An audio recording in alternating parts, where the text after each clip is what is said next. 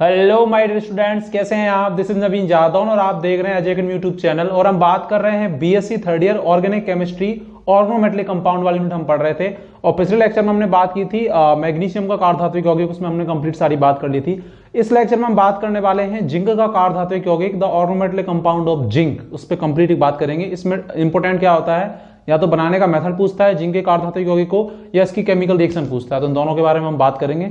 Generally बहुत कम पूछा जाता है, लेकिन पूछा जाता है, तो इसी एक लेक्चर में से कंप्लीट करेंगे। इसके बाद हमारी ऑर्गेनिक में जो ओएमसी है, ऑर्गेनिक में जो ऑर्गेनोमेटेलिक कंपाउंड है वो सारे कंप्लीट हो जाएंगे। इसके बाद हम अगली यूनिट लेंगे, सल्फर के कार्बनिक यौगिक यूनिट है, वो सब में ही आती है किसी यूनिवर्सिटी में इंडिया की में। ठीक है, तो आज हम बात करते हैं जिंक का कार्बधातुक यौगिक। सुनो, सबसे पहले आपको क्या लिखना है, सबसे पहले आपको कार्बधातुक यौगिकों की डेफिनेशन लिखनी है। जैसे आपको एग्जाम में क्वेश्चन आएगा कि जिंक के कार्बधातुक यौगिक या ऑर्गेनोमेटेलिक कंपाउंड ऑफ जिंक पर संक्षिप्त टिप्पणी लिखें या शॉर्ट नोट लिखें। ठीक है, तो आप क्या करेंगे कि हम जानते हैं कि कार्बधातुक यौगिक क्या होते हैं, जिनमें कार्बन धातु बंध पाया जाता है, लेकिन वो जो कार्बन वाला भाग है वो किसी एल्किल समूह का भाग होना चाहिए, ना कि जैसे साइनाइड में CN है तो वो कार्बन नहीं होना चाहिए। कि एल्किल समूह का भाग जैसे मैथिल है, एथिल है, एथीन का है, प्रोपीन का है, मतलब कोई ना कोई हाइड्रोकार्बन का पार्ट होना चाहिए वो कार्बन जो मेटल से जुड़ा हुआ है। ठीक है, जब उसमें जिंक आ जाएगा तो वो क्या कहलाएगा, जिंक का कार्बधातुक यौगिक कहलाएगा। ठीक है, जिंक का कार्बधातुक यौगिक क्या है, दो प्रकार से पाया जाता है। एक तो पाया जाता है वो एल्किल जिंक हैलाइड के रूप में। अगर मैं बोलूं कि एल्किल जिंक हैलाइड क्या होता है, एल्किल का मतलब R, जिंक का मतलब Zn और हैलाइड का मतलब कोई भी हैलोजन, RZnX के रूप में पाया जाता है। एक पाया जाता है डाई एल्किल जिंक के रूप में। डाई एल्किल जिंक का मतलब क्या होगा, R2Zn। जिंक दो ही बॉन्डिंग कर सकता है, क्योंकि जिंक के आउटर सेल में दो इलेक्ट्रॉन होते हैं। Zn+2 ऑक्सीकरण अवस्था दर्शाता है। 3D का एलिमेंट है जिंक, आपने सेकंड में पढ़ा होगा Zn+2 है। ठीक है, तो आउट 4s2, 3D10 4s2 होता है, तो दो ही बॉन्डिंग दर्शाता है। ठीक है, क्योंकि उसकी हायर ऑक्सीडेशन स्टेट कितनी होती है, +2 होती है। ठीक है, इसीलिए या तो वो दो बॉन्ड दोनों एल्किल समूह के साथ बना ले, या फिर वो एक एल्किल समूह के साथ बॉन्डिंग कर ले और एक हैलोजन के साथ कर ले, तो कर तो दो ही रहा है। या फिर R2Zn, ये दो रूपों में क्या हुआ होता है, पाया जाता है। ठीक है, मैंने यहाँ लिखा भी हुआ भी है, देखो कि यह दो रूपों में पाया जाता है। एक तो alkyl zinc halide. Alkyl zinc halide को आप कैसे लिखेंगे, एल्किल का मतलब R, जिंक का मतलब Zn और हैलाइड का मतलब X, कोई भी फ्लोरीन, क्लोरीन, ब्रोमीन, आयोडीन कोई भी। और एक पाया जाता है, किस रूप में पाया जाता है, डाईएल्किल जिंक के रूप में। डाईएल्किल जिंक बोले तो क्या कि जो एल्किल समूह है, एथिल, मैथिल, प्रोपिल कुछ भी हो सकते हैं, वो कितने होंगे, 2, और फिर क्या होगा, जिंक। एक बात याद रखनी है, प्रतियोगी परीक्षाओं के हिसाब से आप यहाँ पे भी लिख देंगे तो कोई बुराई नहीं है।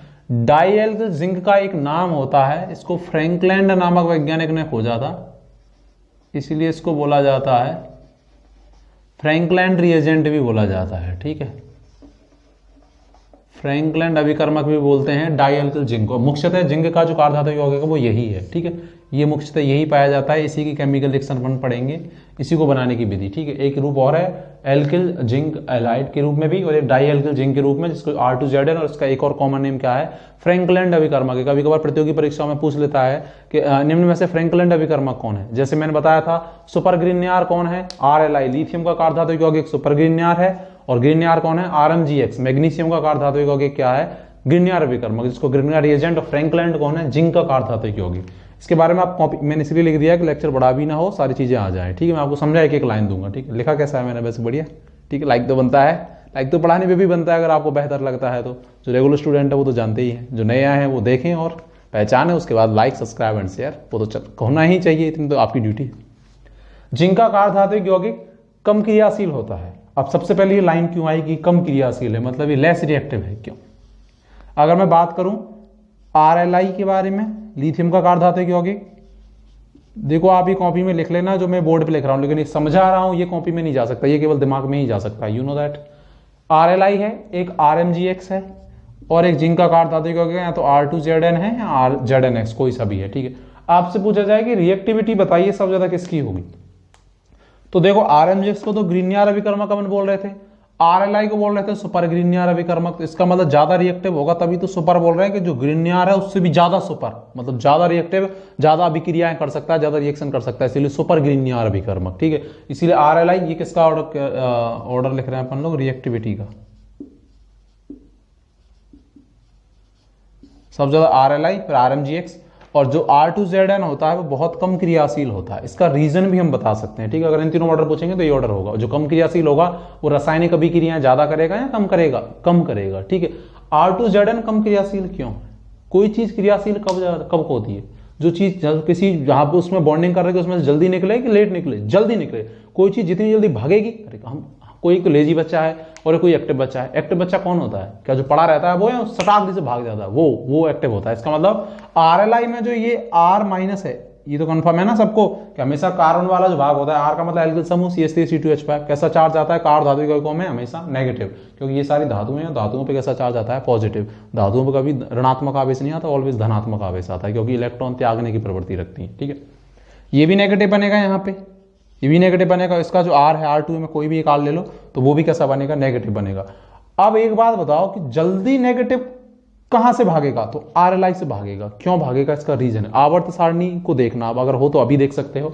लिथियम कहां आता है? आप थर्ड ईयर के बच्चे जानते होंगे, फर्स्ट वर्ग में आता है, हली ना करो रब से फरियाद। मैग्नीशियम कहां आता है? सेकंड वर्ग में आता है। एस ब्लॉक में ये तो आते हैं, बेटा मांगे कार्य। जिंक कहां आता है?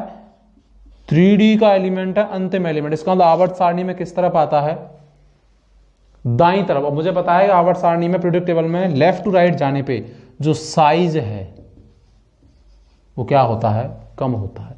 और अगर साइज कम होगा तो इनके बीच में जो बॉन्डिंग होगी ना, इसका मतलब इन तीनों में साइज किसका छोटा होगा? जिंक का। अगर इन तीनों में बात करें, लिथियम का, क्योंकि लेफ्ट टू राइट जाने पे साइज क्या होता है? कम होता है। इसका मतलब लिथियम का बड़ा, मैग्नीशियम का छोटा, जिंक का सबसे छोटा। तो साइज छोटा होने पे क्या है? बॉन्डिंग बढ़ती है इनके बीच में। अगर इन तीनों में कंपेयर करें, बॉन्डिंग का मतलब इन दोनों में जो अट्रैक्शन है वो ज्यादा लगेगा। और अगर साइज बड़ा होगा तो ये जल्दी बाहर निकलेगा। तो जिंक का साइज छोटा है इन तीनों की तुलना में, तो इनमें क्या है? R पे जो नेगेटिव चार्ज है और जो जिंक है इसमें अट्रैक्शन थोड़ा सा क्या है? ज्यादा है। और अगर अट्रैक्शन थोड़ा सा ज्यादा है तो यहाँ R माइनस के निकलने की दर, जो R माइनस, क्योंकि कार्ब धातु यौगिकों में कार्बन वाला भाग ऋणात्मक के रूप में निकलता है, नेगेटिव के रूप में, तो उसके निकलने की दर क्या होगी? थोड़ी सी कम होगी। और अगर कम होगी तो क्रियाशीलता भी क्या होगी? कम होगी। इसका रीजन क्या है? जिंक का छोटा आकार। ये लिखना नहीं है हमको, लेकिन हमको पता होना चाहिए। इसीलिए कैसा होगा? ये कम क्रियाशील। अधिक क्रियाशील कौन है? RLI, फिर RMGX, फिर R2ZN। R2ZN कम क्रियाशील क्यों है? आपके दिमाग में आपको पता होना चाहिए कि जिंक का आकार इन तीनों धातुओं में सबसे छोटा है, तो धातु का आकार छोटा है तो बॉन्डिंग ज्यादा होगी इनके बीच में, क्योंकि आकार बढ़ने पर जो बॉन्डिंग है, जो बंधन है, जो आकर्षण है वो कम हो जाता है, और आकार छोटा होने पर बढ़ जाता है। तो इसका आकार छोटा है, क्योंकि लेफ्ट टू राइट जाने पर आकार घटता है। तो नेगेटिव ये जो R माइनस है इसको आकर्षित करके रखेगा तो जल्दी बाहर नहीं निकलेगा। और अगर नेगेटिव ग्रुप में जल्दी बाहर नहीं निकलेगा तो टूटेगा नहीं, और अगर टूटेगा नहीं तो अभी क्रिया करेगा नहीं तो कैसा क्रियाशील होगा? कम क्रियाशील होगा, है कि नहीं? आप चाहें तो उसको लिख सकते हैं। ठीक है, इसीलिए क्रियाशीलता की जो मैंने लाइन लिखी है आपको एग्जाम में लिखनी है, लेकिन मैं जो बता रहा हूं वो समझनी भी है। कम क्रियाशील होता है जिसकी वजह से इसके द्वारा विभिन्न प्रकार के यौगिकों का क्या नहीं किया जा सकता? संश्लेषण नहीं किया जा सकता। अरे जो कम क्रियाशील होगा वो अभी क्रिया ही नहीं करेगा, और जब अभी क्रिया नहीं करेगा तो किसी चीज का संश्लेषण वहां से होगा नहीं। वही हम कह रहे हैं, जैसे इसकी अभिक्रिया अगर हम CO2 के साथ करवाते हैं तो ये कोई अभिक्रिया नहीं दर्शाता, जबकि हम RLI या RMGX के साथ करवा रहे थे तो दर्शा रहा था अभिक्रिया। बताओ क्या बना था जब हमने CO2 के साथ कराई थी? तो बताओ, कार्बोक्सिलिक अम्ल बना था, देखना जाके। ठीक है,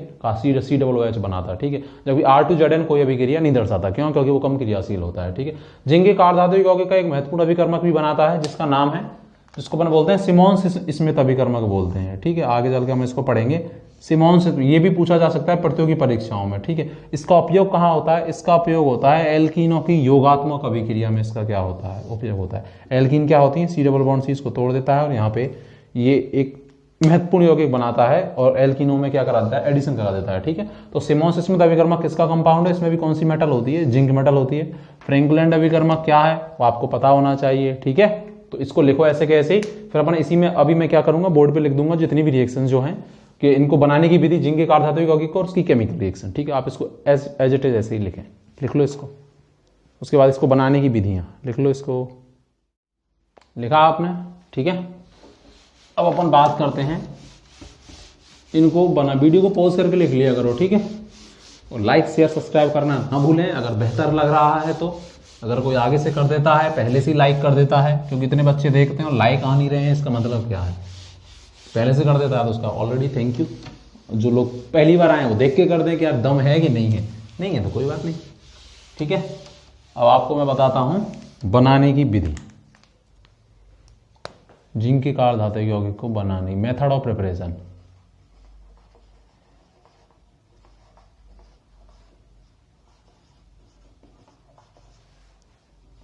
मेथड ऑफ प्रिपरेशन, इसमें मेथड ऑफ प्रिपरेशन आपको जानकारी मिलेगी क्या होता है, रिएक्टिविटी क्या है इसकी, कम क्यों है, अदर नेम क्या है प्रतियोगी परीक्षाओं के हिसाब से भी। ठीक है, इसमें मेथड ऑफ प्रिपरेशन है, केमिकल रिएक्शन पूछी जाती है। मैं इनको आपको बता देता हूं कौन कौन सी हैं। देखो भाई, method of preparation very simple, डरने की कोई बात नहीं है, बहुत वैसे ही जैसे मैग्नीशियम वाले में थे, लिथियम वाले में थे, वैसे के वैसे ही यहाँ पे हैं। ध्यान से देखो, आपको 3 लिखने एग्जाम में, आपको आएगा बनाने का मेथड समझाइए। जिंक के कार्बोहाइड्रेट यौगिक, या फ्रैंकलैंड के नाम से भी दे सकता है, ठीक है, नहीं देगा जनरली, लेकिन दे दे भाई, तभी प्रतियोगी परीक्षाओं में दे दे कोई कि यार उनमें से कौन सी अभिक्रिया, तो फ्रैंकलैंड अभिकर्मक आप जानते हैं, सिमोन्स स्मिथ अभिकर्मक आप जानते हैं, उसमें जिंक मेटल होती है, ठीक है। कहाँ काम आता है, एल्कीनों के योगात्मक अभिक्रिया में, ठीक है, दिमाग में रखना है ऑलवेज। पढ़ने का उद्देश्य केवल बीएससी नहीं, आगे आप तो 3rd ईयर में आ गए हैं, आगे चल के प्रतियोगी परीक्षाएं देनी है, लेक्चररशिप, ये वो बहुत सारे एग्जाम, जहाँ पे भी केमिस्ट्री आती है यहीं से आएगी, उठा के देख लेना पेपर्स, देखो जिंक का कॉपर युग्म की अभिक्रिया एल्किल हैलाइड के साथ करवाने पर अब कुछ भी नहीं है। एल्किल हैलाइड हम जानते ही हैं क्या होता है, RX। जिंक कॉपर युग्म मतलब जिंक है और कॉपर की एक्चुअल में क्या है, यहाँ पर प्रेजेंस है, उपस्थिति है, के साथ करवाने पर जिंक का कार्बोधातु यौगिक बनता है। जैसे इसको लिख सकते हैं आप रिएक्शन, जैसे RI की अभिक्रिया करवा रहे हैं, ठीक है, RX कोई भी हैलोजन हो सकती है, जिंक के साथ करवा रहे हैं कॉपर की प्रेजेंस में, जिंक यहाँ क्या है, इंसर्ट हो जाता है और क्या बन जाता है, RZNI, और इसको अपन क्या बोल सकते हैं, एल्किल जिंक आयोडाइड, ठीक है, एल्किल जिंक आयोडाइड इस रूप में पाया जाता है, मुझे पता है, बता चुका।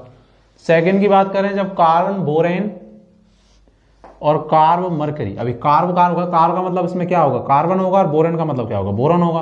कार्ब मरकरी को अगर संधि विच्छेद करें तो कार्बन होगा, और कौन होगी, मरकरी होगी, धातु होगी, जो इस तरल अवस्था में पाई जाती है, Hg एटॉमिक नंबर 80 के द्वारा निम्न प्रकार कार्बोजिंक यौगिक बनते हैं। तो कार्बोजिंक का मतलब कंफ्यूज तो नहीं होंगे ना, कार्बोजिंक का मतलब वही कार्बन है, जिंक है, वो कंपाउंड क्या है, जिंक का कार्बोधातु यौगिक, इसको कार्बोजिंक अगर शॉर्ट में बोले तो किया मतलब बनाया जा सकता है। जैसे ZnCH3 का अल्टोइच, क्योंकि जिंक के साथ 2 जोड़ सकते हैं, बोरॉन के साथ 3 जोड़ सकते हैं, कोई बोरॉन जैसे BCl3 बनता है, बोरॉन 3, क्योंकि अब आउटर सेल में बोरॉन के 3 इलेक्ट्रॉन होते हैं, ठीक है, तो वो 3 बॉन्डिंग दर्शा सकता है, इसीलिए 3 R लगाए हैं, Br3, क्या बन जाएगा ZnR2, और क्या बन जाएगा BCH3 का अल्टोइच। अब आप देख रहे होंगे कि सर ये बैलेंस नहीं है ना, पता नहीं क्या हो रहा है। देखो यहाँ R3 थे, यहाँ 2 रह गए, कोई दिक्कत नहीं, यहाँ 3 लगा दूं क्या मैं, और यहाँ लगा दूं 2, ठीक है, कोई दिक्कत नहीं है।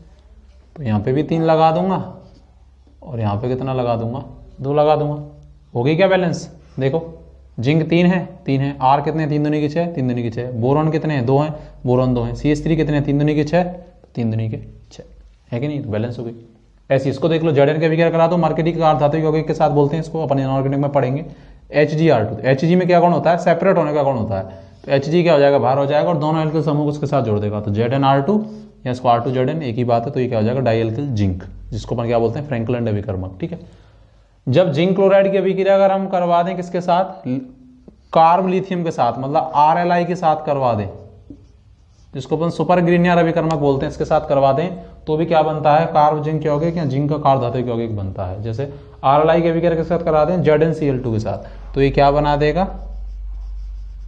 ZnR2 R2Zn। अब ZnR तो बनेगा नहीं, क्योंकि जिंक 2 बॉन्ड बनाता है, 1 बॉन्ड तो बनाता नहीं है, तो ZnR2 R2Zn, तो अब यहाँ तो R तो एक ही है, तो क्या कर देंगे 2, तो अब देखो लिथियम भी 2, अब लिथियम भी लगाने, लिथियम बैलेंस करने, R 2 हो गए, जिंक 1 था तो जिंक 1 ही है, तो क्या बाहर निकल जाएगा 2LiCl।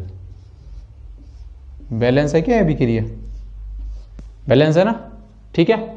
तो आपको यही मेथड लिखने हैं बनाने की विधियों में, जिंक के कार्बोधातु यौगिक को, पहले इंट्रोडक्शन अगर पूरा है, जैसे 5 नंबर में क्वेश्चन आता है, जो भी आपकी यूनिवर्सिटी का पैटर्न है, तो आपको बनाने की विधियों में ये तीनों मेथड लिखने हैं, ठीक है, अच्छे से, कोई याद इतना टफ नहीं है कि याद नहीं हो सकते, 1-2 बार फेल होगी, तो आई होप मैंने बिल्कुल सिंपल से सिंपल, बढ़िया से बढ़िया, जो आगे भी काम आए, एग्जाम में इनको अप्रोच भी कर सके, वही लिखा है, ठीक है। इनको लिख लो, फिर अपन बात करेंगे इनकी केमिकल रिएक्शन, जिंक के कार्बोधातु यौगिक की, लिख लो आप इसको एक बार, लिखा आपने, ठीक है, नोट्स में बहुत अच्छे से लिखना है सारा, बहुत ही बढ़िया कोशिश करता हूं मैं आपको लिखाने की, ठीक है। चलो अपन बात करते हैं chemical reaction of organometallic compound of zinc, complete हो जाएगा अपना, फिर अपन अगली यूनिट स्टार्ट करेंगे ऑर्गेनिक में, सल्फर के कार्बनिक अम्ल, उसमें सल्फर की ड्रग्स वगैरह होती हैं, आपने 12th में एक चैप्टर पढ़ा होगा, अब आप 11th में पढ़ते थे, दैनिक जीवन में रसायन, डेली लाइफ केमिस्ट्री, ठीक है। अब मैं आपको बताऊंगा, उसमें आता है वो सल्फर के कार्बोधातु यौगिक, सल्फर के कार्बनिक यौगिक, अभी अपन पढ़ रहे हैं जिंक के कार्बनिक यौगिक की या कार्बोधातु यौगिक की केमिकल रिएक्शन है।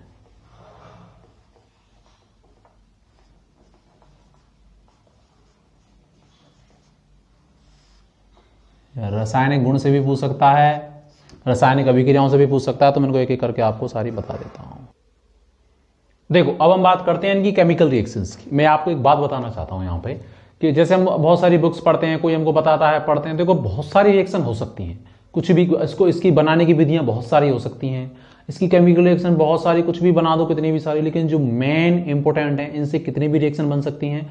और आप अगर एग्जाम में ऐसे 3 अभिक्रियाएं अगर लिख दोगे, इनकी केमिकल रिएक्शन आएंगी, मेरा वादा है आधा भी नंबर नहीं कटेगा, पॉइंट नंबर भी नहीं कटेगा। अगर आप इस तरीके से जचा के बिल्कुल एग्जैक्ट राइटर लिख देते हो, कोई बेवजह की लैंग्वेज, कुछ जो काम की है वो हमने लिख दी है, और ऐसे ही आपको एग्जाम में लिखनी है। आपको भरोसा करना होगा, अगर बनाने की विधियां हैं तो आपको बिल्कुल वैसे ही लिखनी जैसे मैंने आपको बताई हैं 3, और ऐसे ही केमिकल रिएक्शन आपको लिखनी है। आप एग्जाम्पल में कितने भी बढ़ा सकते हैं, पूरा पन्ना पढ़ दें, मैं तरीका भी आपको बता दूंगा आप कैसे एग्जाम्पल बढ़ा सकते हैं इसमें, ठीक है। तो किसी की ये नहीं कि यार ये पढ़ लो उसमें तो वो है, ऐसे लोगों को कुछ नहीं होता जो ना सोचते हैं ना कि यार हमने तो बहुत कुछ कर लिया, रट रटा के परसेंटेज बना लेंगे। यार कितने लोग गए यार, क्या होगा।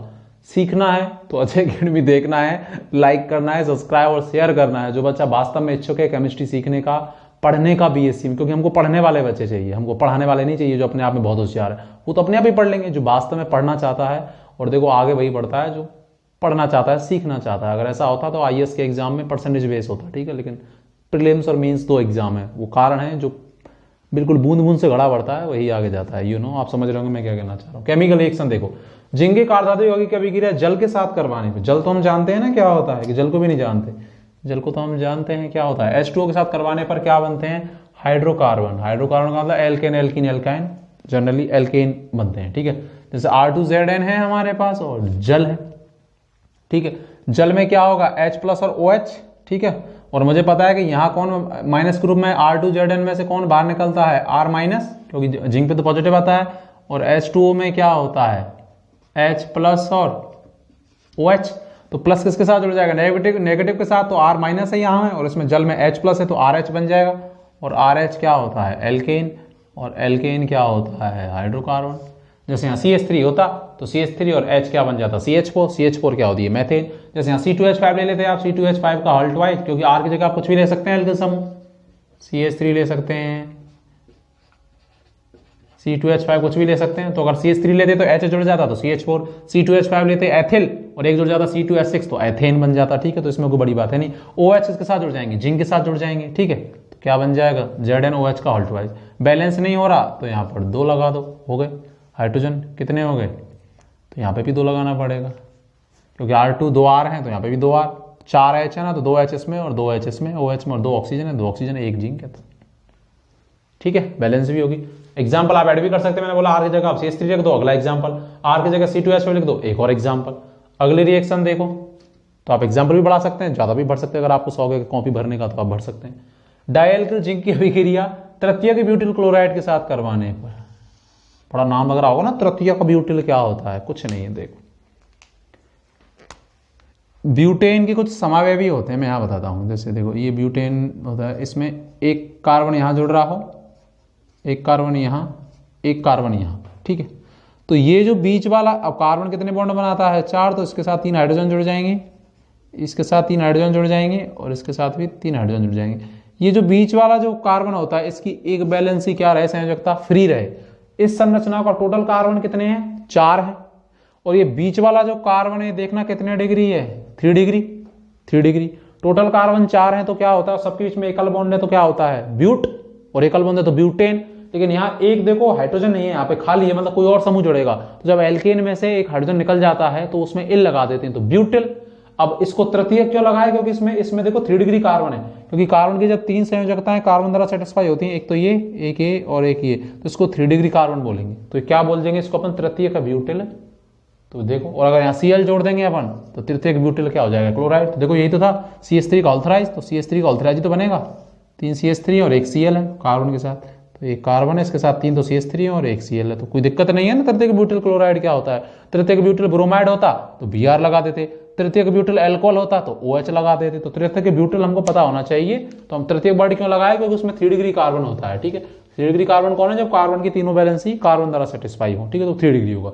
इसके अभिक्रिया जब इसके साथ कराते हैं तो क्या होता है, यहां से तो Cl किस रूप में बाहर निकलेगा, Cl- के रूप में बाहर निकलेगा। और मुझे पता है कि जो R2ZN है, अब R की जगह CH3 ले लिए, कोई भी एल्किल समूह ले सकते थे, CH3 C2H5, तो मुझे पता है किस रूप में बाहर निकलेंगे। एक्चुअल में इसके साथ जो 2 CH3 है वो कैसे हैं, ऐसे हैं। वो कार्बन की विद्युत ऋणता हमेशा धातु से क्या होती है, ज्यादा, तो CH3 माइनस के रूप में निकलेगा। तो CH3 और यहाँ Cl माइनस के रूप में निकला, तो इस कार्बन पे कैसा आ जाएगा, पॉजिटिव। तो CH3 जोड़ के कहाँ आके जुड़ जाएगा, इस कार्बन पे।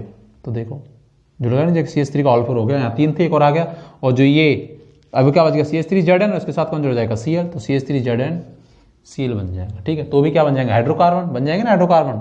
क्योंकि देखो कार्बन कार्बन हाइड्रोजन वाले सारे हाइड्रोकार्बन होते हैं। इसकी संरचना क्या है, ये है, कार्बन के साथ यहाँ पे भी CH3 है, 4 CH3 जोड़ रहे हैं, मतलब कार्बन 4 ही बंद बनाता है, 4 ही रोटी खाता है।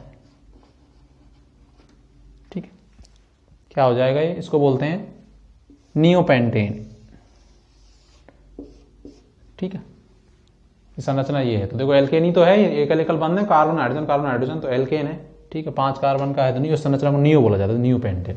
ठीक है, कैसे हुआ है आप बता सकते हैं अच्छे से। अगला देखो, डायल्किल जिंक की अभिक्रिया अगर एसिटिल क्लोराइड के साथ कराई जाती है तो क्या बनता है, कीटोन बनता है। एसिटिल क्लोराइड क्या होता है, CH3CO को बोलते हैं एसिटिल क्लोराइड, या इसको एसिल क्लोराइड भी बोलते हैं। एसिल ग्रुप होता है CH3CO, एक क्रियात्मक समूह भी होता है। ठीक है, CH3CO इल क्लोराइड, जब अपन IUPAC पढ़ते हैं तो उसमें भी पढ़ते हैं। तो एसिटिल क्लोराइड या एसिल क्लोराइड को बोलते हैं। CH3CO एसिल ग्रुप, क्लोराइड है तो Cl लगा दिया, वही Cl यहाँ से किस रूप में बाहर निकलेगा, Cl माइनस के रूप में। तो कार्बन पे कैसा आ जाएगा, पॉजिटिव। आप चाहें तो पेंसिल से आप क्या लिख भी सकते हैं। जिंक में ये CH3 तो एक CH3 किस रूप में बाहर निकलता है, एल्किल समूह, ऋणात्मक के रूप में। ऋणात्मक आके इस कार्बन पे जुड़ जाएगा क्योंकि पॉजिटिव है। Cl कहाँ जुड़ जाएगा, जिंक के साथ। तो एक CH3 निकलेगा, तो यहाँ पे एक CH3 रह जाएगा, तो CH3 जिंक और एक Cl आ गया, तो ये बन गया। और इसके साथ आगे कौन जुड़ जाएगा, यहाँ पर एक CH3 निकलेगा जो नेगेटिव के रूप में, वो इस कार्बन पे आगे जुड़ जाएगा। तो CH3CO और एक CH3 और आ गया, तो ये बन गया कीटोन। कीटोन कौन होता है, जब कार्बन के दोनों तरफ कार्बन होते हैं, उस C डबल बॉन्ड को बोलते हैं कार्बोनिल समूह। ठीक है, तो इसको कीटोन बोलते हैं। कार्बन अगर एक तरफ H और एक तरफ CH3 तो एल्डिहाइड, और अगर दोनों तरफ कार्बन कार्बन CO के तो बोलता है कीटोन। कीटोन में भी इसका नाम क्या होता है, एसीटोन बोलते हैं इसको, कॉमन नेम होता है इसका CH3CO CH3 का। ठीक है, आई होप आपको बहुत सारी चीजें जानने को मिली होंगी। अब देखो अपन पढ़ रहे हैं, या बुक्स से भी पढ़ सकते थे, लेकिन आपको ये सारी चीजें वहां नहीं बोलेगी बुक्स की, ये होता है, सर ने ये बताया, ये बॉन्डिंग, ये टूट के कैसे क्या हुआ, नेगेटिव पॉजिटिव, ये चीज नहीं है। क्या तरह के ब्यूटिल है, क्या एसिटिल है, क्या लगाना है, ये बुक्स नहीं बोलती, ये अजय अकेडमी बोलता है। ठीक है, तो ऐसे ही देखते रहिए। तो यहाँ पे हमारा ये यूनिट खत्म होती है ऑर्गेनिक के हिसाब से, ऑर्गेनोमेटेलिक, और जो ऑर्गेनोमेटेलिक इनऑर्गेनिक में है उसको अपन वहां पे पढ़ेंगे। तो ठीक है, अच्छे से पूरा पेंसिल से लिखना भी होता है कि ये कैसे हुआ है, कैसे हुआ भैया, 2 CH3 जुड़ रहे थे।